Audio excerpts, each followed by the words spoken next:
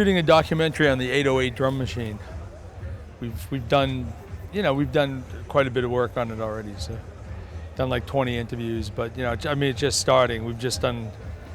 We shot at Winter Music and got a lot, but yeah, we're just starting. It's 30 years since we made Planet Rock, so that was like one of the first 808 records. So I figured, why not? Someone should do it, and no one was. So, I mean, all the records I did with Soul Sonic Force were really memorable, studio-wise, because while we were doing it, totally felt as if we were doing something special. It wasn't another session.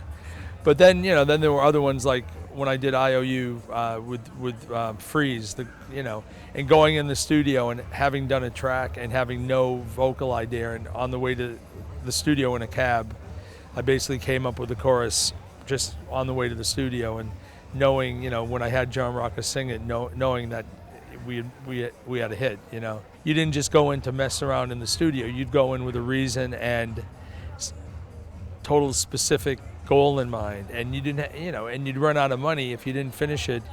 The record, couldn't get. You'd have to finish it. You couldn't sort of. Nowadays, you can go on indefinitely because everyone has their own. Either their studios or you make your music on a laptop. So, I don't. The thing is, I'd love to do a record with Jack White. I'd love to do a record with Jack White, like go in and with what he's doing. I've done some recent remixes with people. I just did this group, the Friends. They're from Brooklyn. They're very good. I'm His Girl.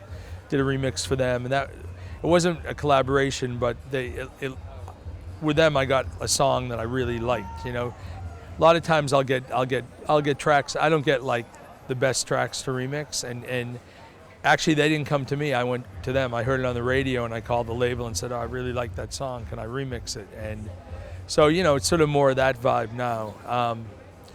But yeah, Jack White, man, I think he's my favorite sort of more modern artist.